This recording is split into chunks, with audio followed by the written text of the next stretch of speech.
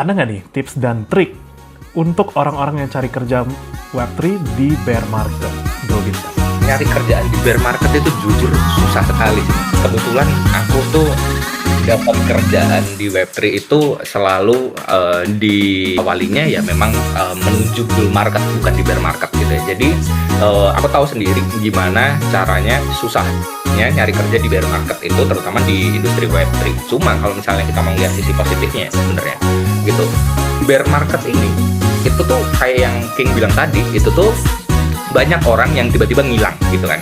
Nah, kalau kalian itu tuh stay di industri ini, kalian bangun real skillnya dengan misalnya ikut course atau misalnya ikut kayak gini, terus kalian nge-build visibility-nya kalian, entah itu melalui networking ke community atau mungkin networking ke acara-acara tertentu. Nah, itu tuh akan rewarding di kemudian hari gitu. Rewardingnya macam-macam karena orang lihat kan, ini contohnya misalnya aku ini kan sempat keluar dari Web3 ya untuk beberapa waktu gitu ya. Cuma pada akhirnya aku bisa kembali lagi karena ada visibility yang udah jelas kelihatan, experience yang udah jelas kebentuk di entah itu di bear market ataupun di bull market gitu ya. Jadi orang itu yakin gitu, oh ini orang itu bisa survive di kondisi apapun, punya pengalaman di bear market dan di bull market. Ketika bear market dia nggak cabut, ketika bull market ya dia senang-senang aja, punya pengalaman kerja atau misalnya punya pengalaman tetap stay itu tuh juga sudah jadi poin plus sendiri. Karena kan kalian tahu kan gimana triknya menghadapi bear market itu seperti apa gitu ya. Mungkin kalau misalnya kalian baru mau kerja ya kalian ngelihat coba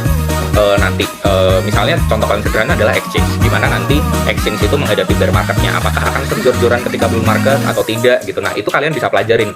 Kenapa dipelajarin sekarang? Jadi ketika nanti kalian di bull market, ketika job openingnya sudah semakin banyak, kalian tuh udah megang bekal, aku tuh ngelihat misalnya contoh kalian bisa aja ngomong, aku tuh ngelihat bahwa di bear market, ketika bear market kalian itu bisa kayak gini loh. Jadi kalian itu bisa melakukan ABCDE gitu. Nah, hal-hal yang kayak gitu yang bisa jadi poin plus bagi employer gitu ya, buat ngelihat kalian untuk punya potensi di hiring gitu. Nah, itu menurutku hal-hal yang bisa dibangun juga gitu ya. Jadi kalian tetap ngeliatin berita kayak gimana, kalian ngelihat bisnisnya, entah itu project maupun exchange gitu, dan kalian tetap stay di situ walaupun itu berat gitu ya. Tapi dan di Web3 ya cari kerjaan aja dulu di Web2, tapi Web3-nya jangan ditinggalin gitu. Karena itu yang aku lakuin. Aku ketika bear market, walaupun aku kerjaan utamanya itu di Web2, aku tetap stay di Web3, tapi ngebangun soal visibility-nya, tetap ngejaga networking-nya. Jadi